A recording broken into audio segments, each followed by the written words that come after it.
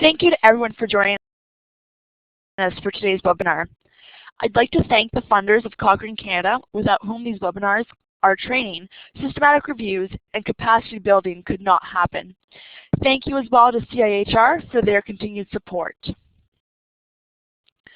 I'd also like to thank Tahoe for kindly providing the software for our webinars. And a special thank you to Luis Gabriel Cuervo, who produces videos of our webinars. Without further ado, I'd like to introduce today's webinar on Cochrane 101, the steps of a Cochrane Review, an overview. We will be hearing from Alain Mayhew today. Al is the coordinator of the Cochrane Bias Methods Group. He graduated from the physiotherapy program at the University of Toronto in 1981, and he also completed a master's degree in epidemiology in 1999. He was the managing editor for the Cochrane Effective Practice and Organization of Care Group based at the Ottawa Hospital Research Institute for 9 years. He has presented abstracts and workshops at numerous local, national, and international conferences, and is a co-author on 5 Cochrane Reviews. Al, please go ahead. Thanks, Adele. Thank you very much for the introduction. It's really my pleasure to be here on this cold, wintry Thursday afternoon. Maybe I could look for some signal that you people are hearing me okay and that my volume is coming through okay. Again, smiley face, thumbs up. I don't know if there's an ear icon or not. Great. Okay, so as I quickly scan through, I see some of you are responding, so that's good. I assume the rest of you are having lunch, and that's fine too. But anyway, sorry, all kidding aside, it is quite a pleasure to be here, and this is a talk I do enjoy giving. As Adele mentioned, I used to work for the Effective Practice and Organization of Care Group, which is a review group in Cochrane, and I changed roles in September of last year, and now work for the Bias Methods Group. So I actually was thinking about this, and this talk is going to be a little bit different because of my perspective now in terms of doing it from a methods group, and sort of also not only talking about the role of the review groups in terms of you getting a review accepted in the title, moving ahead and making a decision on it, but also on some of the roles of what the other groups in Cochrane can offer to that as well. So feel free to chat in your questions so that we are, and I'll take them. I've put aside a slide halfway through, and there'll also be times at the end for questions as well. So with no further introduction, let's go ahead. Just got to find the right button here. There we go. So in summary, this is what we're going to try and talk about today, sort of what is a systematic review. And I'm sure many of you attended the session last week that Teresa Marin gave. That was the first part of this 3-part series. And so some of this stuff we'll touch on again, and I'll try and link into some of the things that Teresa talked about. Why systematic reviews are important, what are the key features of a systematic review, and then moving into exactly what happens with a Cochrane review and why Cochrane is a little bit different, and how you go about deciding on a topic, recruiting or identifying your team members, which CRG or Cochrane review group is the best fit, and how you actually go about registering your title, and then finally what resources will be available to help you complete. Okay?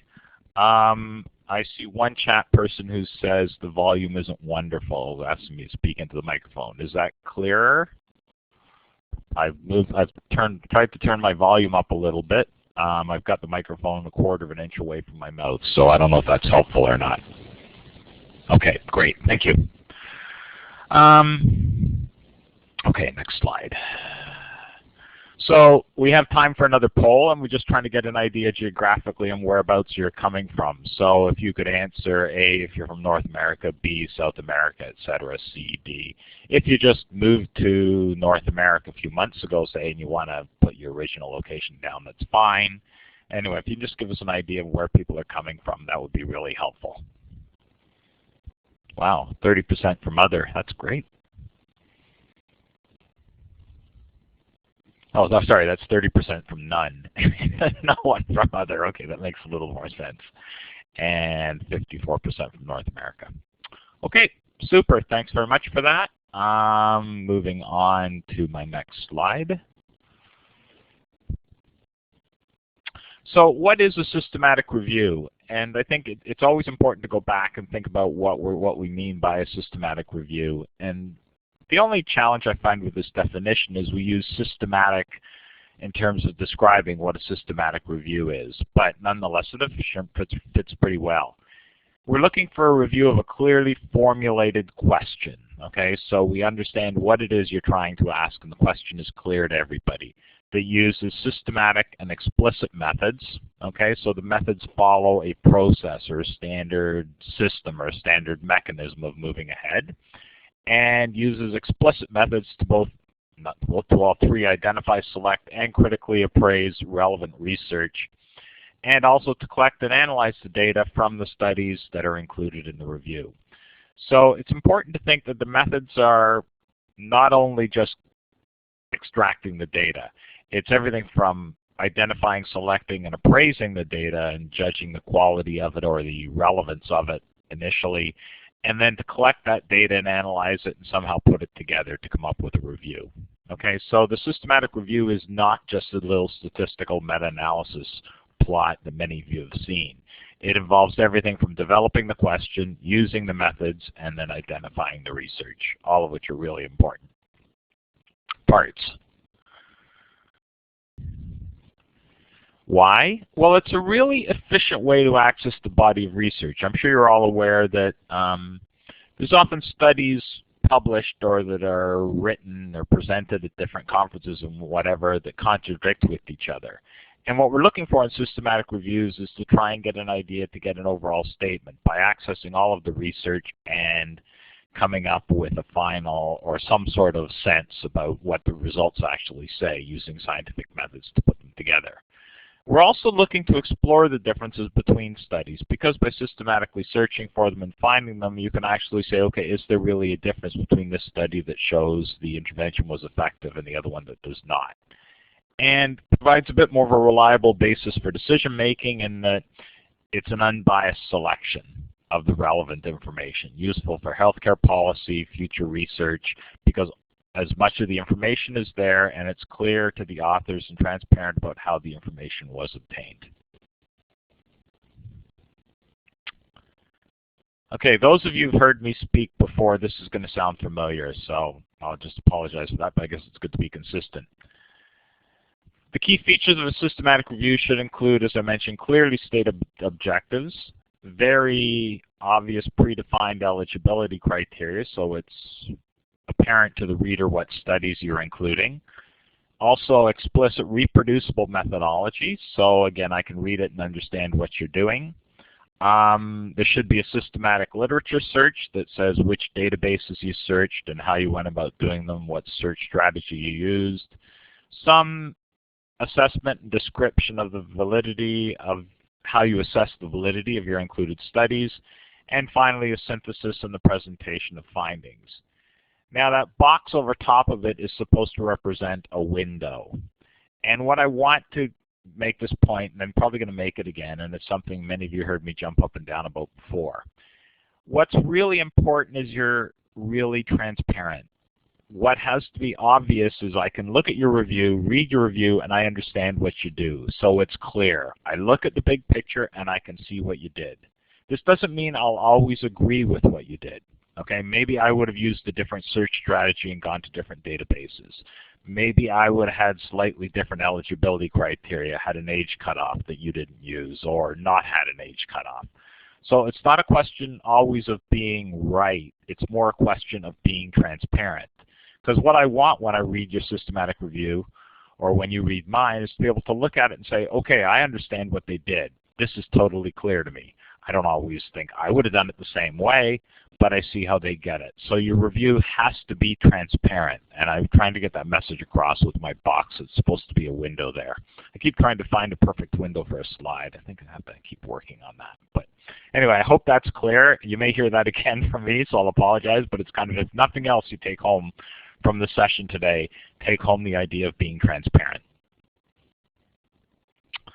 So how do we do a Cochrane review, and what processes do we follow?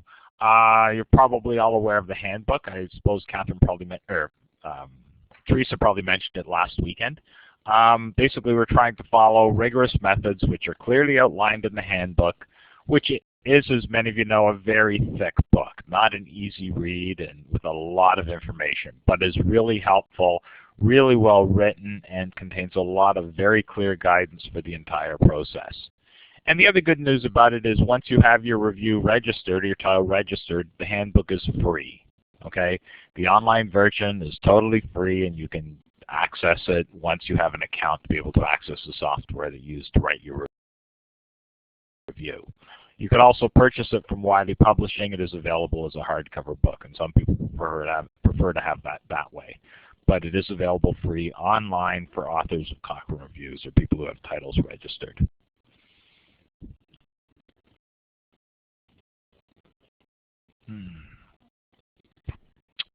The electronic version, one of the big advantages to that is it tends to be more up to date because we do update it on a regular basis and there's always stuff that's being added. Obviously the paper version takes a little bit of time to get up to date and is often a bit lagging behind that way.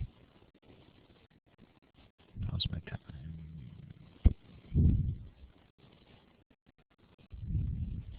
Okay. So the steps of a Cochrane review that we want to point out, there's 1, 2, 3, 6, 10 of them here. And let's stay away from the blue lines and the blue arrows leading to the comments on the side for a minute. First thing we expect that people will do of any review, and also a Cochrane review, is you'll define what your question is. We're going to spend a bit more time on that as we go along today. Planning your eligibility criteria, and these criteria should be very based on clinical expertise or based on some sort of judgments. Like you don't decide not to include people over the age of 65 because there might not be any data on them. You should make your decisions as to which studies you will include based on the clinical relevance of the question. Okay?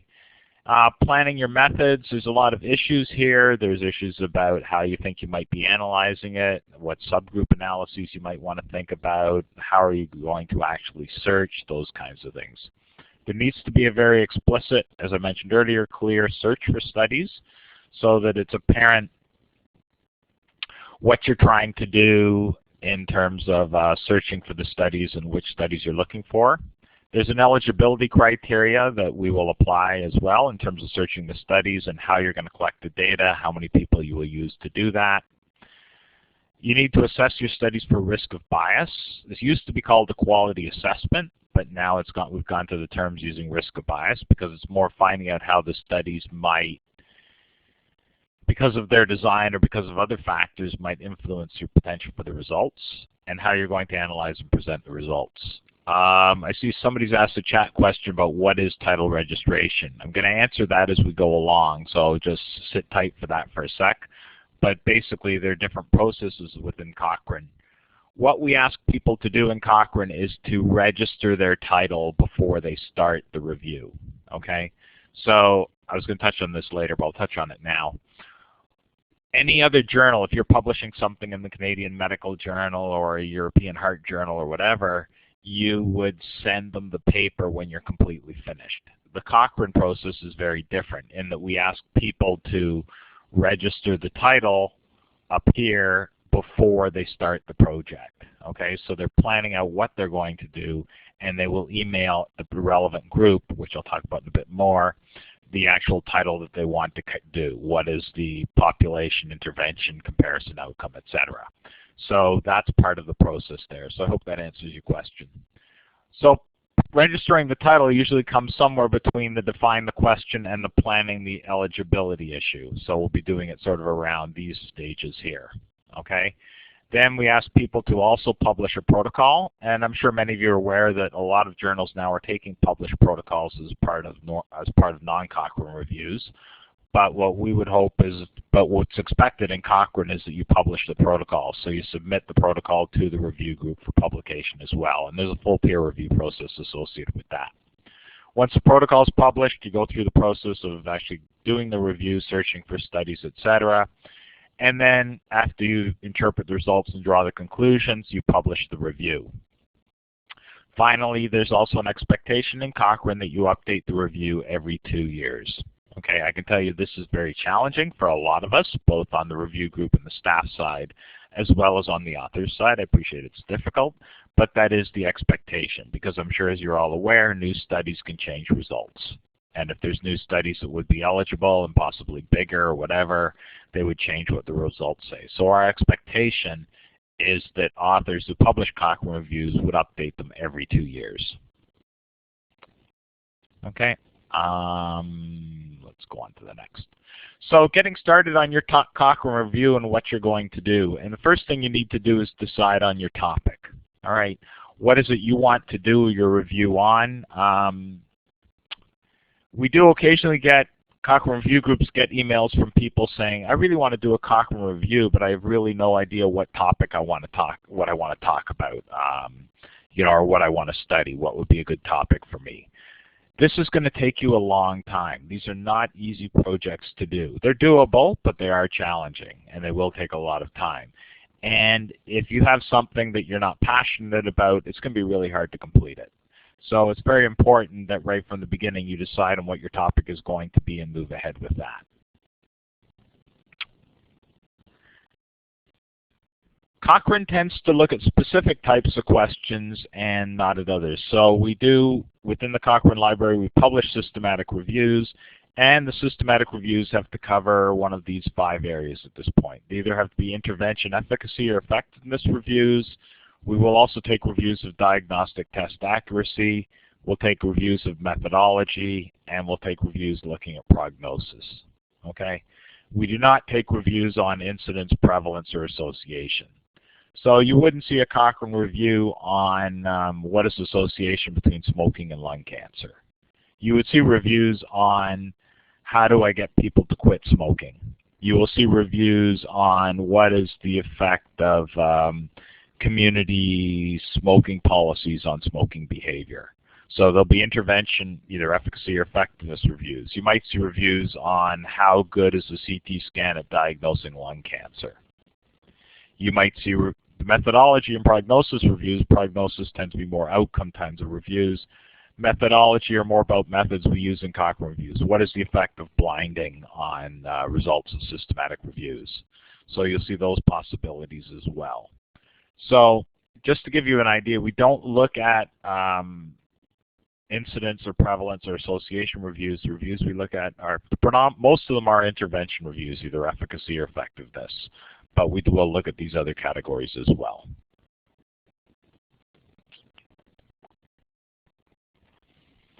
So your typical question and your standard question, like I said, the vast majority, I don't know what the percentages are. I should look that up before I do this talk next time.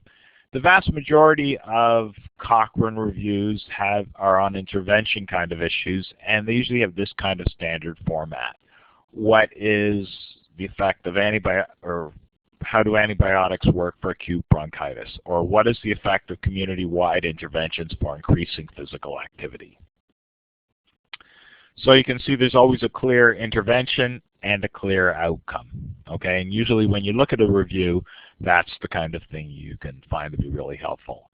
I usually when I talk to my non-Cochrane friends, and they'll tell me they've seen a specialist and he or she has prescribed a certain medication, I'll usually encourage them at that point to take a look at the Cochrane Review and see what the evidence says. See how good is that antibiotic for bronchitis, or how good is that treatment for stopping smoking. Because that's when it can be really helpful for people to get a sense. And you'll also find other information like adverse effects, whatever. Okay, but this is your typical Cochrane question, and this is the kind of thing that's really helpful for you to think about ahead of time before you start your review, is to, you know, how are you going to frame that, and what is the question you're actually interested in. Cochrane does not take duplicate reviews. We do not accept a review that's been done by another team. Okay, that's just the process and the way we've decided to do it. Otherwise, we'd end up with 1 million different reviews in our library. So if the review has been done before, it will not be accepted by the review group. So if you wanted to do one looking at antibiotics for acute bronchitis, and there was one previously published in the library, we would not do it. Best way to figure that out is to go to the website for www.cochranelibrary.com and click in the search box and say, what does it say about antibiotics, or what reviews are there? And this is right on the home page of the Cochrane Library, and you can see, you'll get a pull down right away or a full list of all the reviews that have been done. Okay, which is a really helpful way to go. And it'll save you a lot of time, because if you're thinking of doing a particular topic, it'll save you all the emails and contacts. So I'm going to, before I go on any further, I just wanted to let you know I'm going to refer back to this example a few times today, because it's one that I think is really good and will help work us through. So this is the example of a Cochrane review that was published in June of last year, looking at green and black tea for the primary prevention of cardiovascular disease. So that's the title, these are the authors, and it is published, like I mentioned, in the Cochrane database. Just the other bit of news about it, I should just let you know, it's a bit of an aside. It's also published, the plain language summary, which is what PLS stands for, and the summary findings table are also published in Global Advances in Health and Medicine, which is another journal that publishes, has a Cochrane corner. A lot of journals do this and have summaries or plain language summaries and summary findings tables. So obviously it was identified important enough to get published there as well. So I just let you know, this is the example I'm going to work from a few times and come back and refer to it. So just keep it in your mind, green and black tea for the primary prevention of cardiovascular disease. And again, it's an intervention outcome kind of review that we talked about before. The intervention is clearly tea, green and black, and the outcome is prevention of cardiovascular disease. Okay?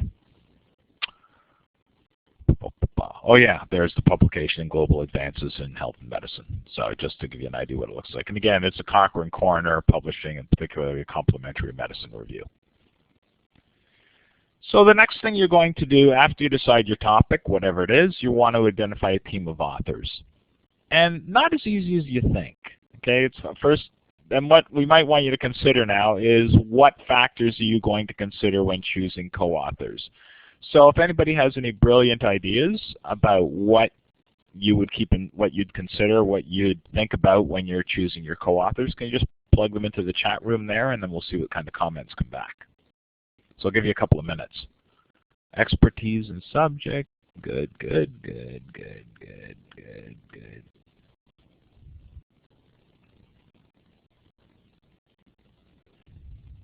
Expertise. Oh, good, librarian. I'm pleased. Statistician. Very good. People as passionate, knowledgeable about me as a topic. Good. Methodologist. Yes. Knowledgeable in the topic. Good writer. Cochrane training. Very good. A patient. Ooh, that's interesting. All who contribute. Okay. Good. Yeah, the patient would that's a good one. Actually, I hadn't even thought about that before when I was thinking about this talk. Sometimes it will depend on the topic. Some review groups actually have consumers that they will consult once the review's been done to say, did they hit all the key issues here? But again, depending on the topic, a patient or a consumer is not a bad idea. Content expertise, yes, is very important. And Cochrane training is a good idea. A statistician and a librarian can both be really, really, really helpful. This is how I tried to summarize it. I think you want people who will contribute and agree to contribute, not agree with each other. Sorry, that should be agree to contribute. Generally, people who you believe will improve the quality of the process and/or the quality of the finished review. And this might be whether the patient comes in important, whether the statistician is really necessary because it's really complicated statistics, or if you feel comfortable, and the librarian, whatever. But you also want to make it a manageable size. I'm sure you all know that the bigger the group you have, the more challenging it is to get everyone to move forward sometimes. So coming back to my green and black tea, you wouldn't need a surgeon for this review, for example, right? I mean, you could if you had somebody really interested in the area, but they're not going to be someone with the content expertise here. And, you know, it wouldn't be ideal. Dietitian would be a little more logical if you were to put someone there. I think Teresa probably talked about this last week, but you go back to your PICO and think about, okay, so am I going to have a population specific in terms of this review? If I'm just going to look at elderly people, maybe I want someone who does some work with elderly people on my team. Is there going to be a difference in low, middle, and high middle income countries, or low middle income countries or high income countries? Am I going to want somebody with expertise in that area? In terms of the composition of the tea, again, I'd probably want think a dietitian or somebody with expertise in that area. And also in terms of the outcome, because this review is designed with any comparison, either placebo or nothing or other T's, then I didn't see anything different in terms of the comparison for the PICO, but the outcome is really important because this review, as you mentioned, is targeting cardiovascular disease. So who can tell you what the appropriate outcome is for cardiovascular disease? Maybe it's a cardiologist, maybe it's someone working in a heart prevention unit, or somebody working primary or secondary prevention.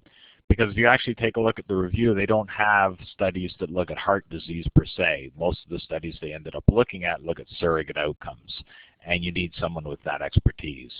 So it's kind of a matter of going to the PICO of your question and saying, okay, who would help me with this, who would help me with this, who would help me with this?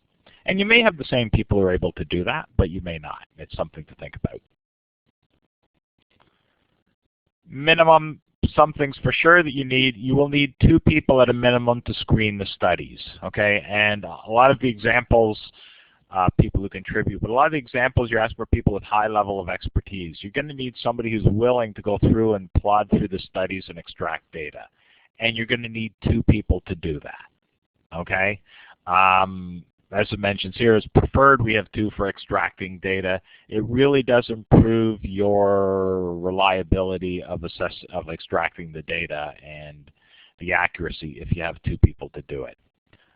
I'm always surprised at the number of people who think that one person, is able to do that. And every time I go through this process, I'm always amazed at the things that come up when we do consensus.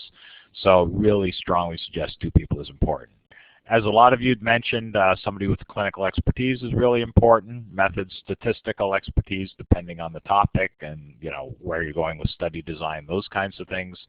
Somebody with a user perspective, which may be the patient, or somebody with Cochrane experience is also really helpful. Okay, sorry, just unplugging my phone there.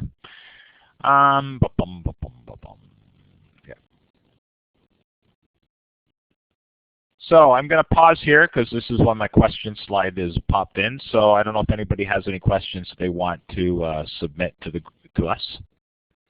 You can go ahead and use the chat room. I'll give you a minute or 2.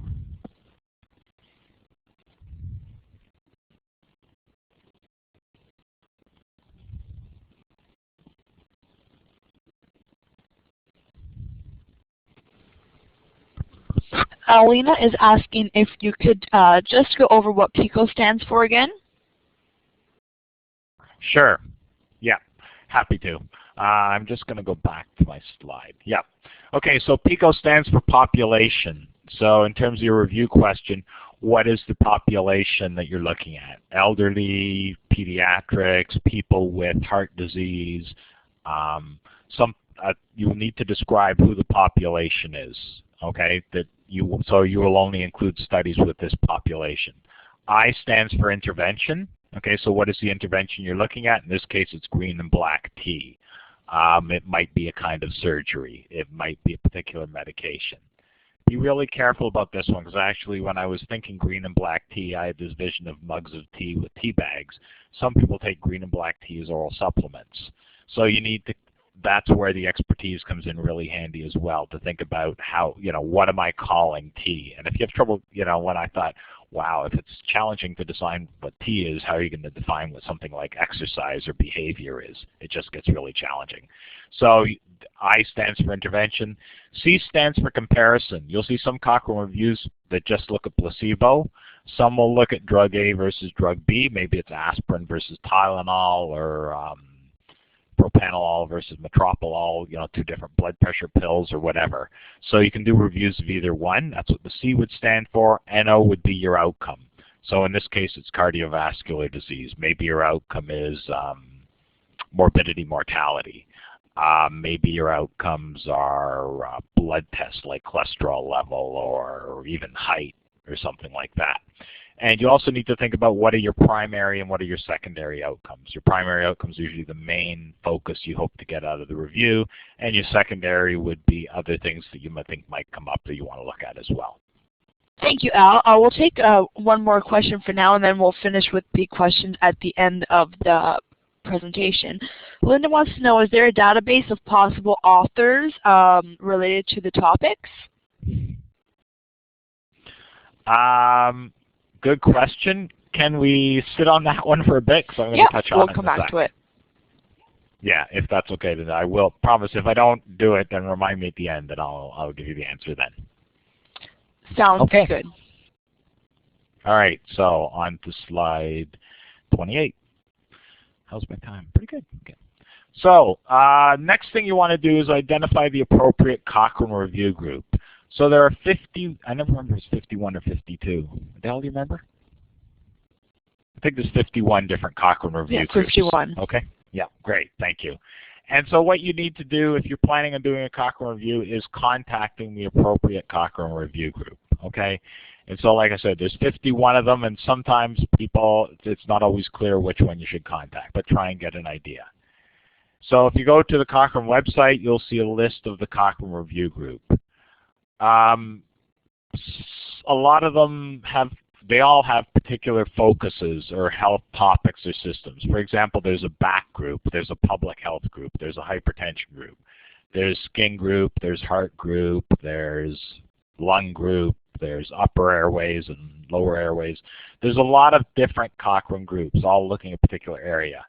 The easiest way, I think, always to decide is to go to think about what your outcome is, and usually that's where you can pick out the best review group.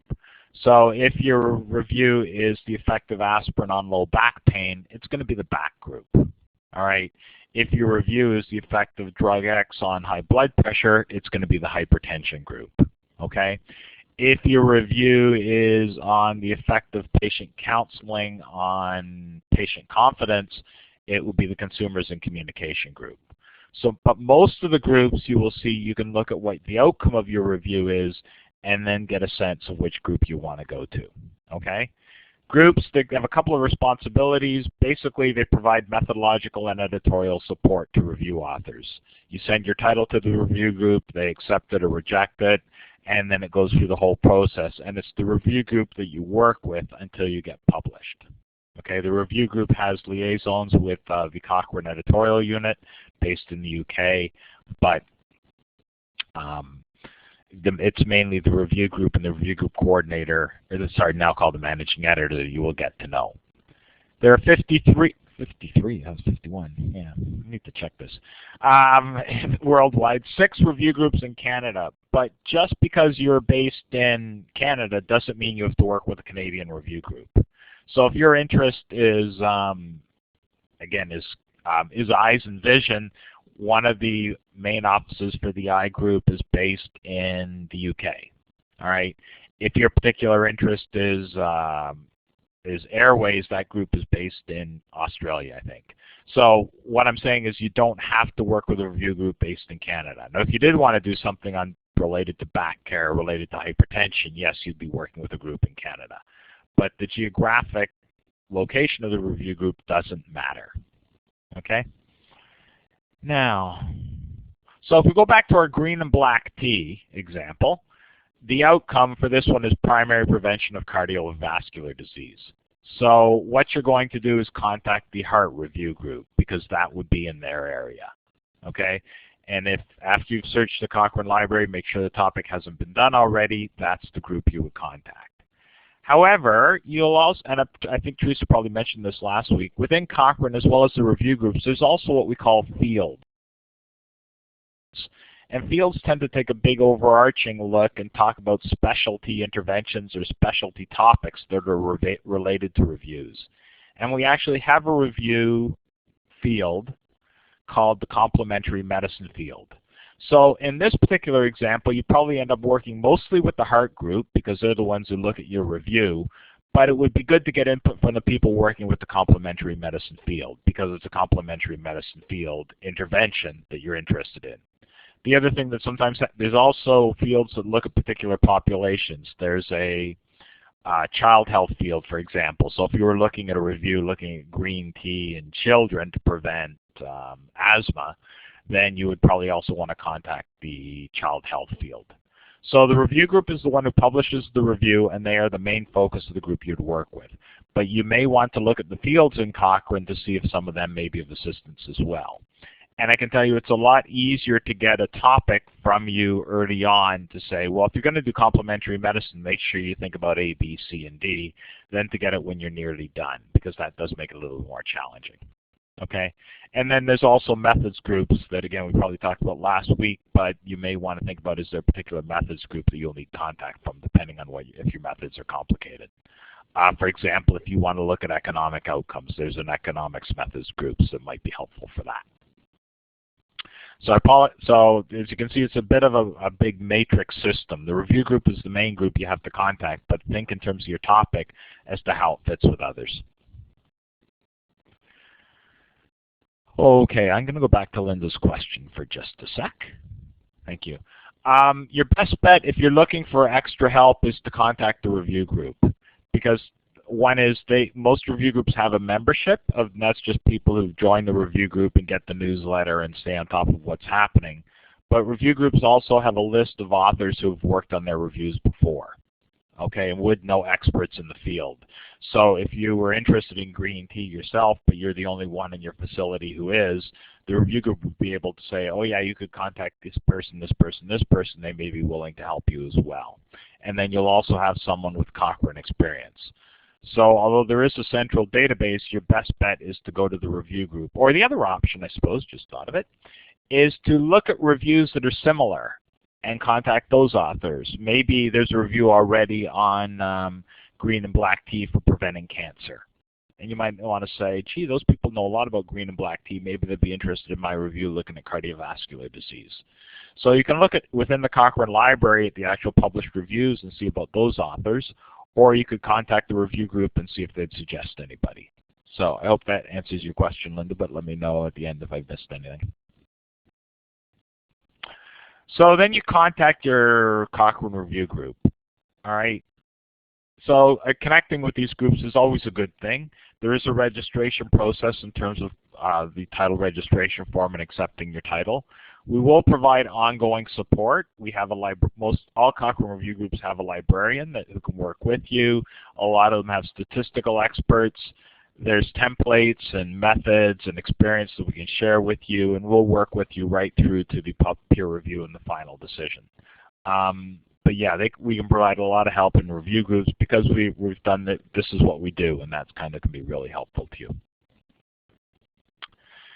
When you first contact them, and you probably want to contact them before you send them a title registration form. Most review groups, the title registration form is on their website. You can access it easily there.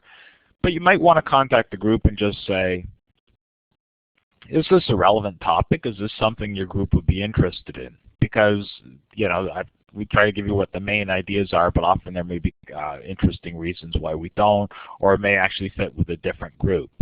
Any initial thoughts about the way we want to structure it, suggestions around the team makeup for our particular topic? Do we need to have a patient advocate, or do we need to have a consumer, or whatever? You know, is because of that particular topic. What resources are there to help me? And again, as I mentioned earlier, because of the green and black tea example, you might want to think about, are there other Cochrane groups to contact, or ask them, are there other groups you'd suggest I might contact, like the complementary and alternative medicine field, etc.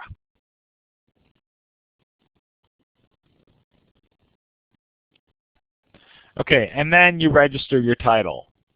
So just to get an idea here about where you're at, if maybe you can give me a sense of those of you who may be already registered Cochrane authors, or those who are working on title registration form, or just learning about the process. So survey time again. I'll just step back for a sec and let you respond to these questions. Well, this question, and pick your option.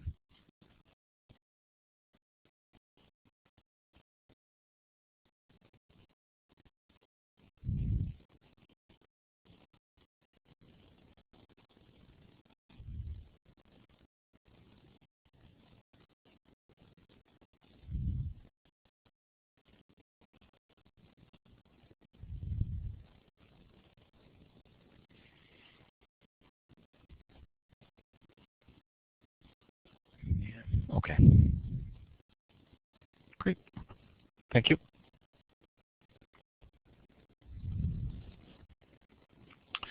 So the title registration form is quite detailed, and I think it probably doesn't exactly encourage people to send in their titles.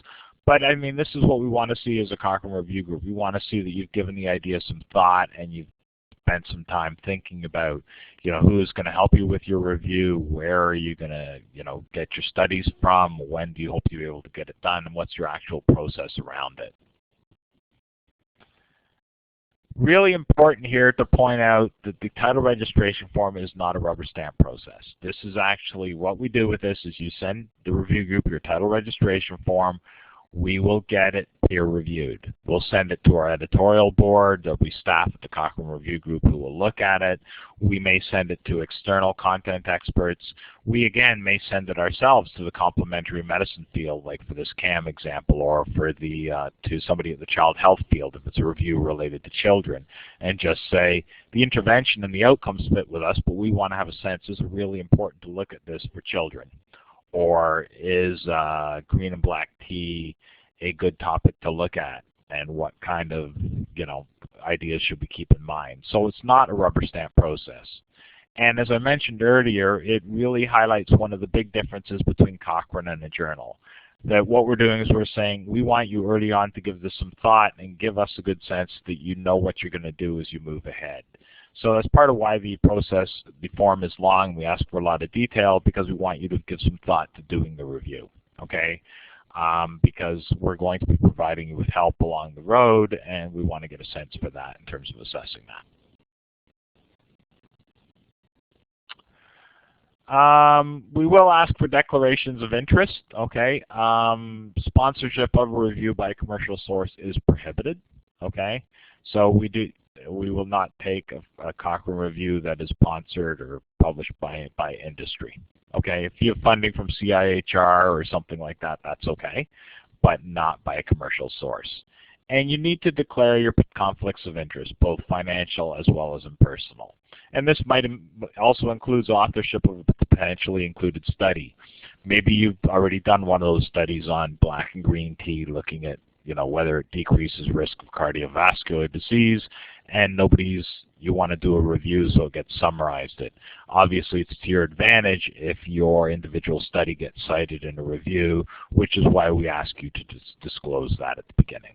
And there's pretty clear description in the handbook of this as well, but those are the main things. And just again, it's a question of being transparent here, that you're just saying to us, this is the issue. We don't turn down a review because you've published a study in the area. In many ways, that's advantageous because you know the content. But what we do want is for you to be clear enough to say, yes, this is what I did. And again, it's about being transparent and obvious to us there. I really don't apologize if I sound like I'm discouraging you from doing these reviews. They're really helpful and you really learn tons. But to think in advance about what tasks need to be done and by whom. Do you have a librarian on your team? Does your facility have a librarian or search strategies or search people who are able to develop strategies? Like I mentioned earlier, all Cochrane Review Groups have librarians and they'll be able to provide some assistance. But obviously it's a lot better for them if they're able to check a search strategy rather than have to write the whole thing. And there's some variability in terms of the review group and how many resources they have, but generally if it's been done by a librarian, that's really helpful. How much time do you have to do this? And how long will each task take? And most of us underestimate, like in everything else, how long these tasks take. So they do take a while, and think about how much time each author has. In the title registration form, there's usually a section that says, when do you expect to have the protocol done and when do you expect to have the review done? I don't know if anybody's ever done a study to say whether that actually happens if people meet the dates they say, but I think most of us underestimate. I do know there are some people who've done Cochrane reviews as background for their PhD theses as sort of a first chapter to get a review done to summarize all the literature that has been done in their particular area. So again, going back to my green tea example, if you were doing a PhD thesis on the effect of green tea on cardiovascular disease, you probably need to review the literature to get a sense of what it already says, and a Cochrane review can be really helpful for that, as well as it gives you another publication. But just be aware of the time constraints if you want to do that, because if you're going to do that, it's going to take you a fair bit of time to get the actual review done. but it can be a win-win for everybody. Expertise, I mentioned the searching already. Statistical expertise is important too. Most Cochrane Review groups have people with statistical expertise, but if you have one on your team, it's just going to make the process that much easier. And then office supplies technology. I appreciate a lot of these you'll already have, but there may be some costs that are associated with that. You may need to order some articles that aren't going to be available in your local library, and there may be some costs associated with that. And given how much smaller the world seems to be getting, we see a lot of reviews and almost encourage it for people to think about doing a review in collaboration with someone from another region, even another continent, because things aren't always done the same in North America as they might be in Europe, for example. All right, maybe a certain dosage of a medication is never used, or maybe the formulation of aspirin is different, or maybe people historically have used it for different reasons. So it's often quite beneficial to get people involved who are from other regions, but it does make it more complicated in terms of technology. RevMan 5 is the software that we ask people to use to write the Cochrane Review. It's actually pretty straightforward. It's not too difficult at all. It's got a big word processing component, but then it's got pre-formulated tables and graphs to be able to do the analysis, as well as to do your risk of bias tables and your summary findings tables, and etc. Once your review has been accepted by your Cochrane Review group, the title's been registered rather, you will get a name and a password and then be able to access the software. Okay. It's actually not too bad. It incorporates the references right into the text really easily, and the writing of it is actually pretty good. And plus it also includes headings, so it actually in many ways makes the writing of your review really easy, because there's a template for you to follow for your protocol or your review, and you're able to say, okay, I need to fill in this section, this section, this section, and it just makes it that much easier. Also works well for the review groups in terms of publication and making that easy. These are the resources, really helpful. CochraneLibrary.com, I mentioned earlier, look for overlapping reviews. Access to the handbook, excellent resource, very useful. Mentioned the Canadian Cochrane Center. Obviously, there's other Cochrane Centers around the world, and you may want to contact your regional one. And this is the website for the Cochrane organization in general. So, bottom line, Cochrane Reviews aim to provide reliable information to support decisions. The review group should be your first point of contact when you have an idea that you want to do in the relevant review group, but there may be other groups that you want to contact. Like I said, for example, the complementary and alternative medicine field, maybe the child health field. There's another field that deals with older people. Look around and see, because there may be other resources available to you who could make your process that much easier. And first thing you have to do is think about putting a team together and think about what resources are going to be necessary. A couple of references, which these slides will be available to you after the presentation, so you'll be able to get the references there.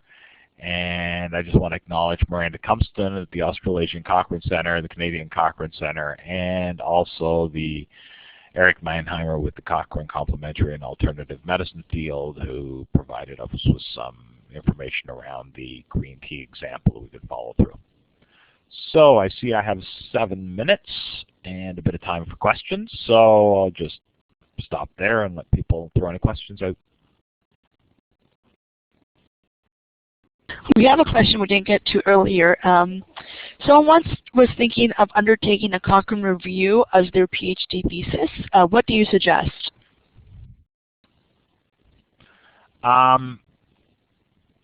Well, oh, you mean as their PhD thesis? I guess there's twofold answer to that. I think I would be really, first thing I would do is contact the school and see whether that meets with their criteria. I do know people who've done Cochrane Reviews as their PhD, and some people it's been a part that they do 2 or 3 different papers, and one of them ends up being a Cochrane Review, which seems to be a direction to go now. I think the first thing I'd want to do is contact the school and see whether it meets the criteria for the school. Second thing I would suggest is to see if there's a topic that hasn't been done that someone may want to get involved in terms of, that you might, if there's a, I don't know, maybe green tea for cancer hasn't been done. I haven't looked that up, but let's say it hasn't, and that's your area of interest. Well, then it could be a relevant Cochrane review if it hasn't been done. But the first thing I'd do is probably contact the school, and then also see what resources are available around that particular school in terms of doing your PhD that would be able to help. The other thing I didn't talk about, and I'll just briefly allude to, there are some people who, after doing their first review for whatever reason, don't end up dropping the project and not updating it. If you were looking to get involved in a new review in a new project and somebody's already done the existing one but hasn't updated it, you could contact the review group and say, this is something I might be interested in updating for you guys, because that might be really helpful. Just another thought that some people go that route, and that's a possibility. Great, thanks. But I don't know if that would, I don't know if that would fit for a PhD. To be honest, I think you'd probably have to do one from start. Okay. Next question, can you have just one author on a Cochrane review? Can you have just one author? Yes. No. I can almost say that unequivocally. I don't know of any Cochrane reviews that only have one author. As I mentioned, you're going to need a minimum of 2 people to do the screening and the data extraction. Like, there's no way, you'd have to get a second person involved anyway. And that screening and data extraction is a lot of work, and I think that most times people who do all that work deserve authorship, unless they have some sort of agreement beforehand, but usually it does. I don't know of any Cochrane reviews that have only one author. If they are, I'm guessing they would be one of the really, really older ones that may have had one author when they were first done. But I'm pretty sure it's standard practice. I'm pretty sure it's recommended in the handbook, but I'd have to look it up. But I can tell you with EPOC, when I worked there, we would never accept a review from just one author. Excellent. Next question, what type of studies are usually included in systematic reviews and why? Well, the what part's easy. Within Cochrane reviews, and again, for other systematic reviews, part of it depends on whether you're doing observational studies or cause and effect reviews. But in terms of intervention reviews, which is, like I said, the main focus of Cochrane, where the majority of our reviews are, usually the baseline criteria is randomized controlled trials. Okay, so people will accept, there's a lot of reviews out there that only accept randomized controlled trials. Now, we are opening that door a little bit, and there's some review groups now that will accept non-randomized controlled trials, but they will normally have really specific criteria about what they will accept. EPOC, for example, accepts what we call interrupted time series and controlled before-after studies. And other groups that will accept non-randomized trials will have specific criteria. If you take a look at the handbook, there's a whole chapter on non-randomized trials and Cochrane reviews. And one of the key points there is that you need to specify the criteria for your particular type of non-randomized study. So it either always has to have a control group, always have to have baseline and follow-up measures, always has to have some form of allocation even if it's not randomized. So the main focus is normally randomized controlled trials, and that's what a lot of our reviews will only accept. However, there are some that open the door a little bit and will accept some non-randomized studies, but you need to be really clear in your definitions of what you mean by a non-randomized study. Great, Al, thank you. Are there any restrictions on who can be an author? We like to have, you should have an experienced author on your team. That would be really, really helpful. Okay, so, and it's nice to have someone who's got some sort of academic kind of expertise. We'd like to have an experienced author on your team. So, like, if I was I don't know, a master's student and had a topic I was really interested in, I could potentially lead the Cochrane Review, but the expectation if I was to do that was that I would have experienced members on my team. My second, my third, my fourth authors would all be experienced people who are able to help me along in the process.